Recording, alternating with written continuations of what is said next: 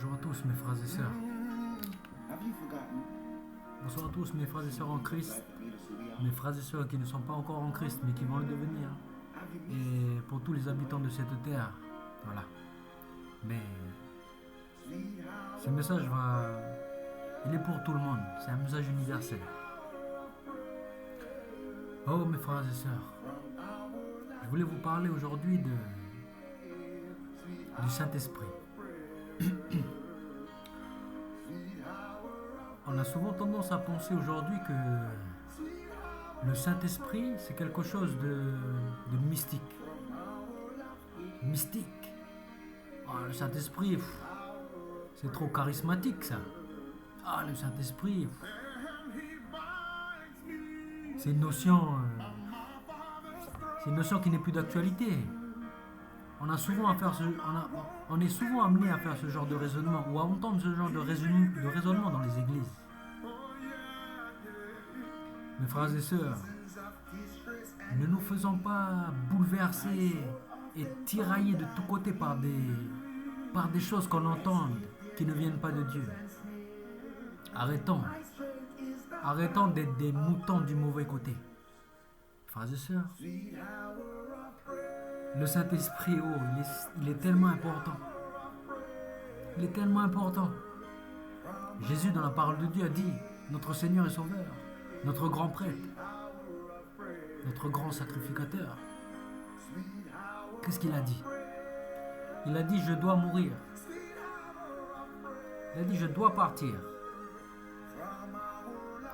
Mais si je pars, c'est-à-dire qu'il va mourir, je dois mourir.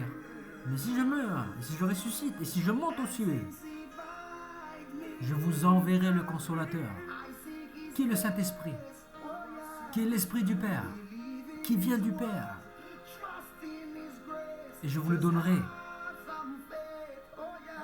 Le Consolateur. Mes frères et sœurs, ne crachons pas. Ne crachons pas sur ce que Jésus, notre Seigneur, Yeshua, en juif, en hébreu, en araméen, c'est Yeshua. En hébreu, c'est Yeshua, Hamashiach, Jésus-Christ. Ne crachons pas sur ce qu'il a fait. Notre grand Seigneur. Ne crachons pas sur ce qu'il a fait, mes frères et sœurs. Mais écoutons sa parole. Et acceptons-la telle qu'elle est. N'allons pas trafiquer la parole. La parole de Dieu dit que le Seigneur, il est mort, il est ressuscité, il est monté au ciel. C'est pour qu'il puisse nous donner le Saint-Esprit. Ce Saint-Esprit qui sera une marque pour Dieu, pour qu'il nous différencie des fils de ce monde, des fils du diable, des fils des ténèbres. Le Saint-Esprit est une marque, est un sceau qu'il met sur nous, afin de nous différencier. Et c'est ce Saint-Esprit-là qui crie dans notre cœur, Abba Père, c'est-à-dire Papa. D'appeler Dieu Papa. On a le droit d'appeler Dieu Papa lorsque nous recevons le Saint-Esprit. Aujourd'hui, nous pensons que le Saint-Esprit, c'est quelque chose de mystique, quelque chose d'au-delà de la compréhension, quelque chose de irrationnel. Mes frères et sœurs, arrêtons d'inverser la sagesse de Dieu. La parole de Dieu dit que la sagesse de ce monde est contraire à la sagesse de Dieu. Ce qui est folie pour Dieu est sagesse pour ce monde. Ce qui est folie pour ce monde est sagesse pour Dieu. Mes frères et sœurs, soyons du bon côté. Le Saint-Esprit n'est pas une folie. Il est peut-être vu comme une folie dans ce monde. Mais sachez que pour Dieu notre Père, notre Créateur, le Créateur du ciel et de la terre, le Saint-Esprit, c'est la sagesse. Le Saint-Esprit nous guide vers le chemin de sanctification. Le Saint-Esprit nous dit des choses que personne n'a entendues. Le Saint-Esprit nous guide vers la vérité. Le Saint-Esprit nous donne, nous distribue les dons de l'Esprit, le don de prophétie, le don d'enseignement, le don de guérison. Mes frères et sœurs, ne nous trompons pas, le don de parler en langue. Mais qui a dit qu'aujourd'hui il n'y a plus de prophètes? Qui est celui qui s'est levé contre Dieu et qui a dit qu'il n'y a plus de prophète? Mes frères et sœurs,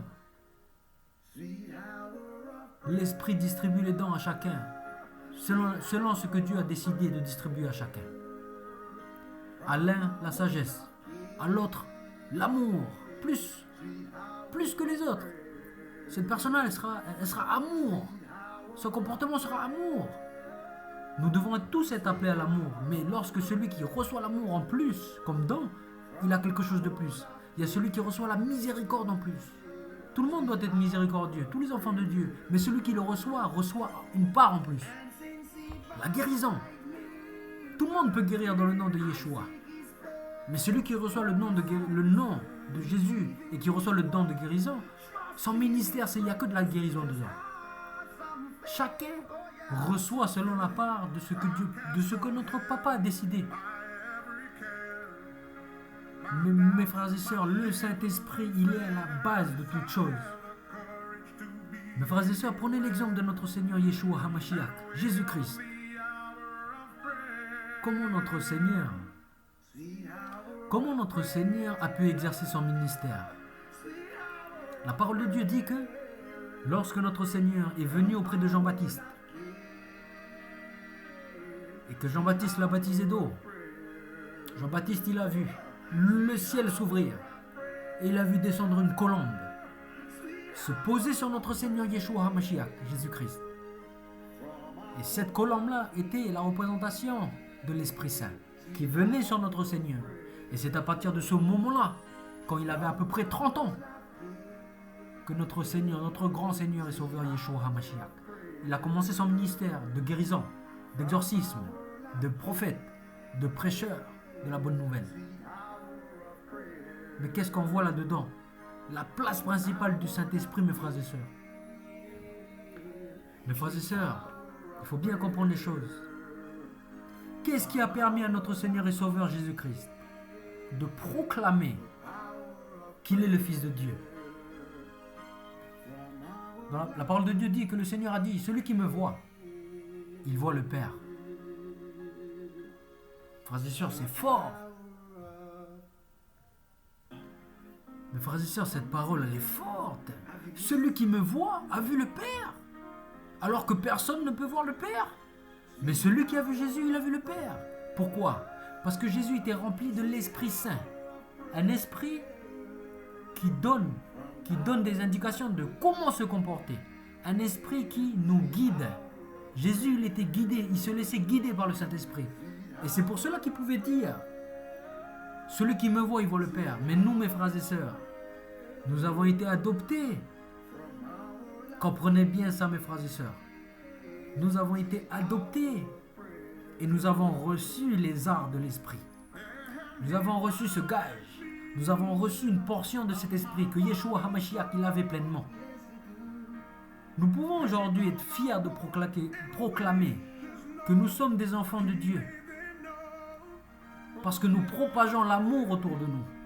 Parce que l'esprit qui est en nous n'est pas l'esprit de ce monde, de ténèbres, mais l'esprit qui est en nous. Et cet esprit qui nous dit, mon fils, cette voie-là, il ne faut pas y aller, mon fils.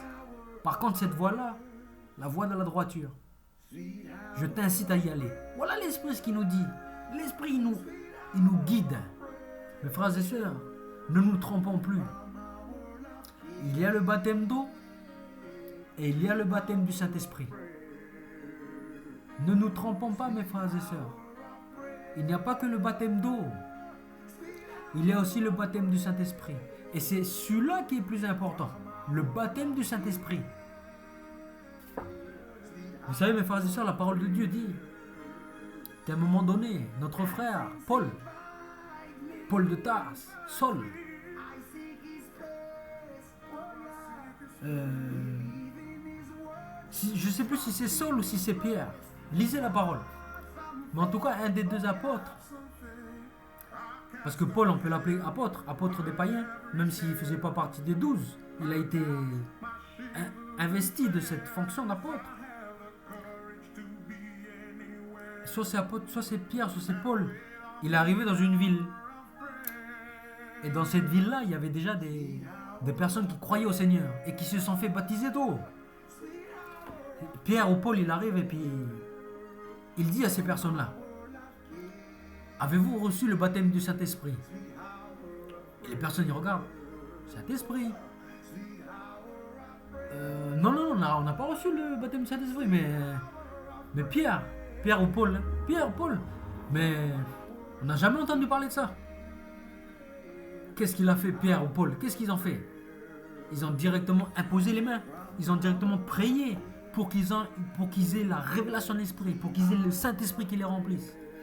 Mes frères et sœurs, ce ne sont pas des fables, ce ne sont pas des histoires à raconter aux petits-enfants juste pour qu'ils dorment.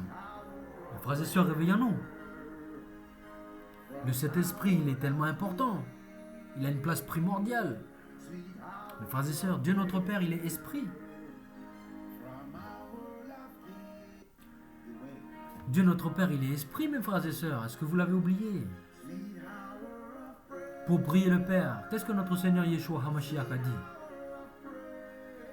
Que notre Père, il attend de nous, il attend des vrais adorateurs, qu'il l'adore en esprit et en vérité.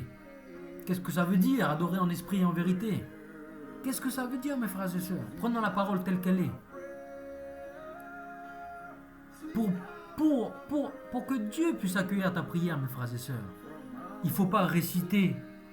Il ne faut pas réciter des choses. Il ne faut pas réciter ce que les catéchètes t'ont appris. Notre Père qui es aux cieux, que ton nom soit sanctifié, que ton règne vienne et que ta volonté soit faite sur la terre comme au ciel. Donne-nous aujourd'hui notre pain quotidien. Pardonne-nous nos offenses comme nous pardonnons aussi à ceux qui nous ont offensés. Mais ne nous soumettez pas à la tentation, mais délivre-nous du mal. Amen. C'est pas ça la prière, mes frères et sœurs. C'est pas ça la prière. La prière doit venir de vos entrailles. La prière doit venir de votre cœur. La prière doit être sincère. La prière doit être pure, mes frères et sœurs. Et le seul moyen de faire une prière pure et sincère à Dieu, c'est de prier par l'esprit. Mais pas par n'importe quel esprit. Pas par l'esprit du monde, mes frères et sœurs. Mais par l'esprit de Dieu. Que Jésus distribue à chacun lorsqu'on met sa confiance en lui. Donc, mes frères et sœurs, il ne faut pas s'étonner que Dieu ne vous répond pas. Il ne faut pas être surpris que Dieu ne vous répond pas.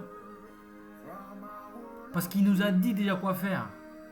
Arrêtez d'être surpris parce que Dieu ne vous répond pas, mes frères et sœurs. Réfléchissez 5 secondes. Arrêtez de prendre notre Seigneur et notre Dieu pour un imbécile. Pourquoi tu vas réciter des prières? Est-ce que tu crois que Dieu, il est content de t'entendre réciter des prières comme un imbécile? Notre Père, il attend de nous la sincérité.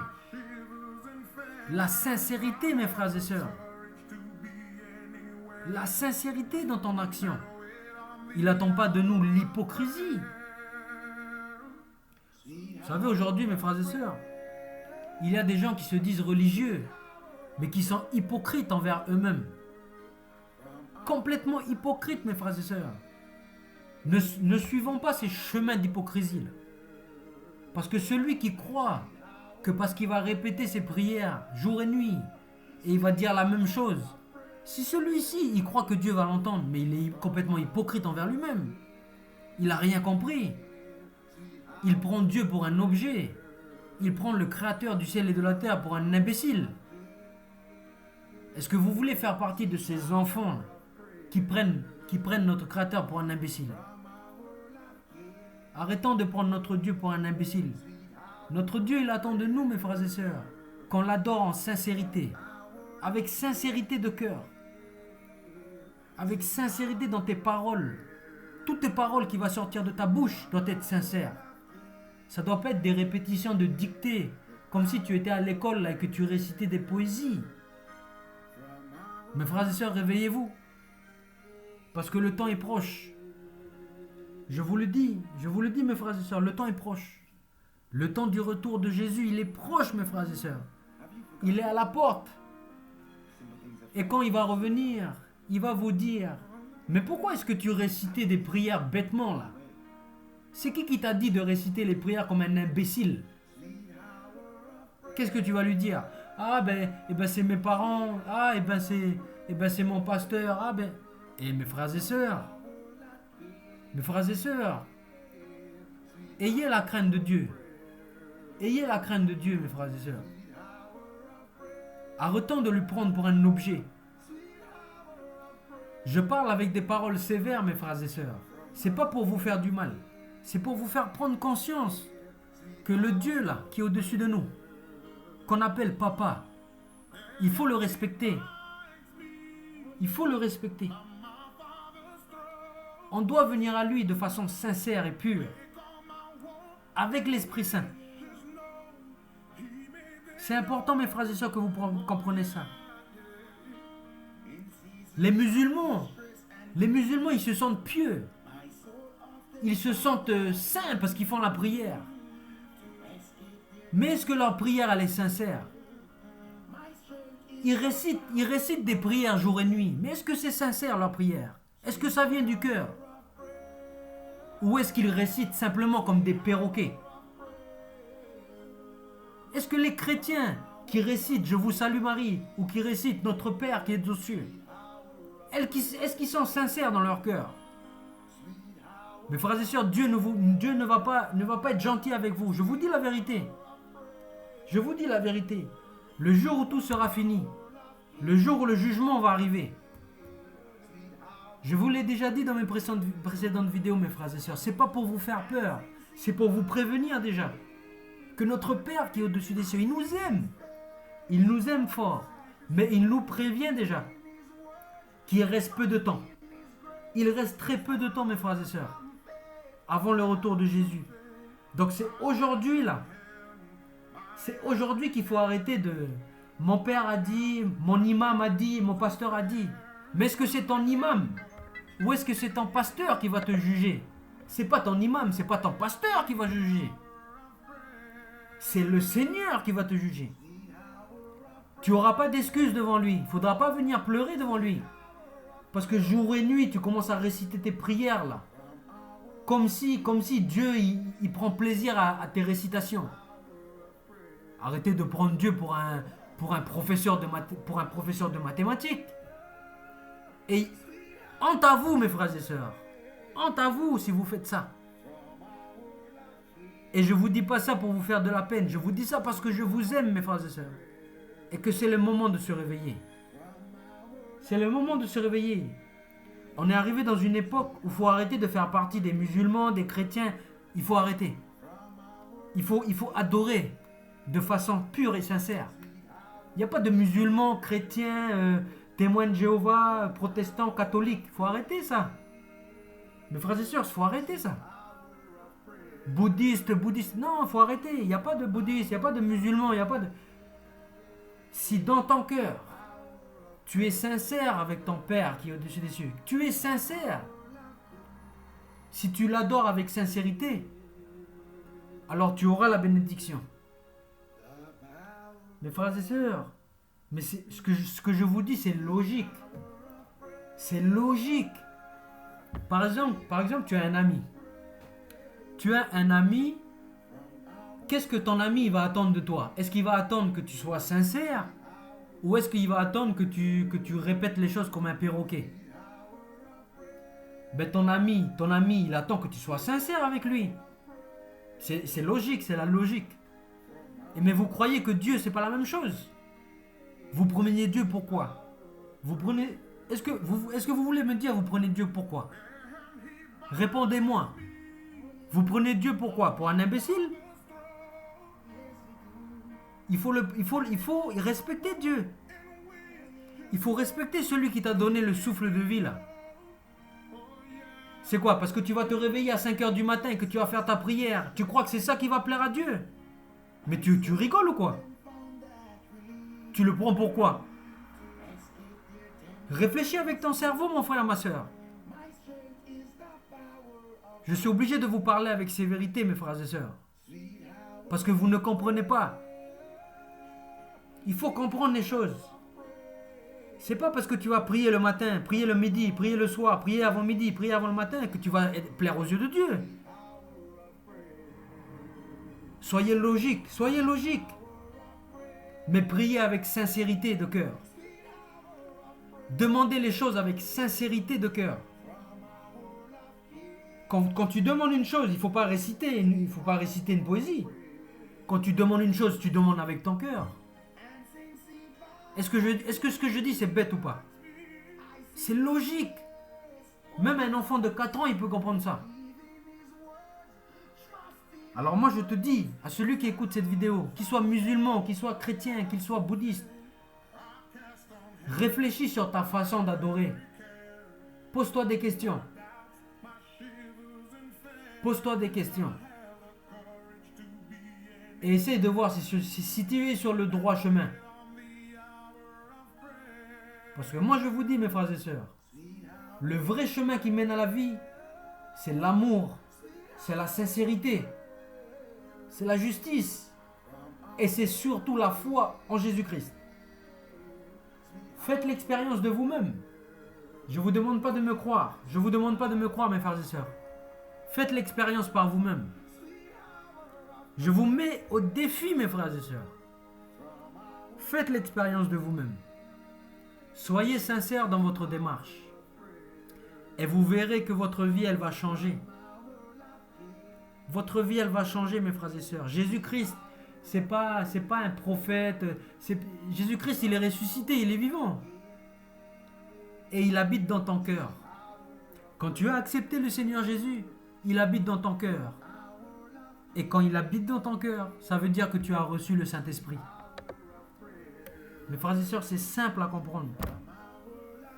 Mes frères et sœurs, c'est simple à comprendre. Et je vous encourage, tous ceux qui regardent cette vidéo, qui ont besoin de connaître la vérité, je vous encourage à demander personnellement à Dieu le chemin de la vérité.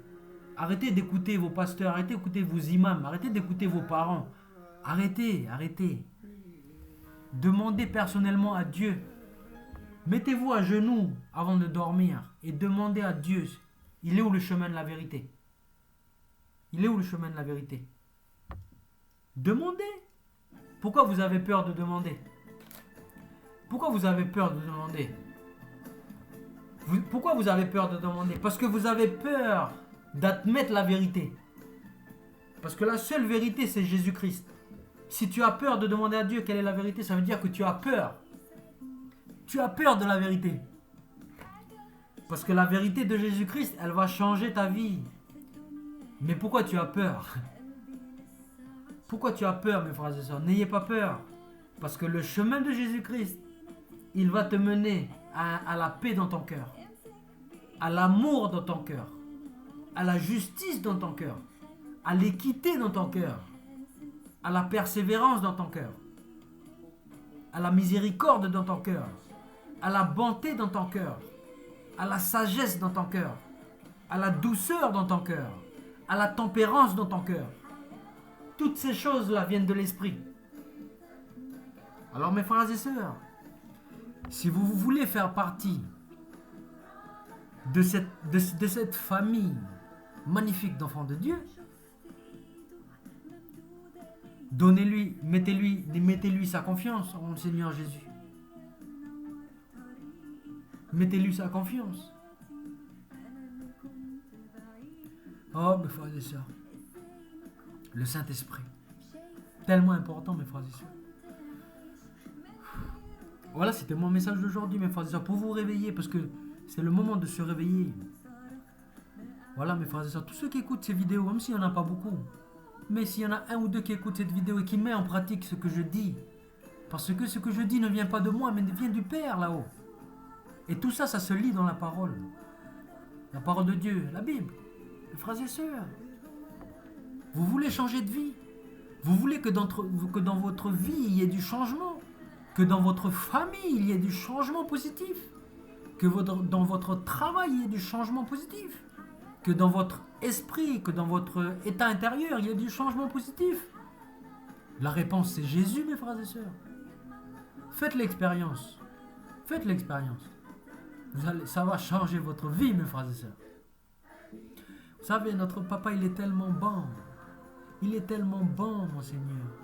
Mes frères et sœurs. Il est tellement bon avec ses enfants. Il ne va pas nous forcer à adhérer à son plan. Mais il nous appelle chaque jour. Parce qu'il veut nous voir dans son plan. Donc chaque jour, il ne se lasse pas de nous appeler, même si on refuse. Il ne se lassera jamais. Oh mes frères et sœurs. Oh mes frères et sœurs. Aimons Dieu pour ce qu'il est, pour sa bonté, pour son amour, pour sa miséricorde. Aimons notre papa. N'ayons pas peur de l'appeler papa. Cette relation d'intimité là, qu'on appelle papa, c'est intime. Pourquoi c'est notre papa? Parce qu'il ne nous abandonne pas. Parce qu'il nous éduque avec le Saint-Esprit. Parce qu'il nous a pardonné de nos transgressions. C'est pour ça qu'on l'appelle papa. C'est pas parce que mon pasteur m'a dit qu'il faut l'appeler papa. On l'appelle papa parce qu'on a une relation personnelle avec lui. Mes frères et sœurs, je vous appelle à la sincérité. Je vous appelle à abandonner toutes vos façons de penser. La sincérité du cœur, mes frères et sœurs. Il n'y a que ça de vrai. Soyez bénis, mes frères et sœurs. Soyez bénis et que le Seigneur se révèle à vous puissamment. Oh oui, que le Père, notre Père au-dessus des cieux, puisse révéler la gloire de son Fils et le plan parfait qu'il a accompli pour nous à la croix. Qu'il puisse révéler cela dans nos cœurs, ainsi que son amour incommensurable, insondable et sa bonté. Dans le nom de Jésus. Amen. Soyez bénis, mes frères et sœurs. Soyez bénis. Et n'oubliez pas, sincérité du cœur. Et n'oubliez pas la place de l'esprit. Place principale dans le changement d'une personne. Soyez bénis, mes frères et sœurs. Amen.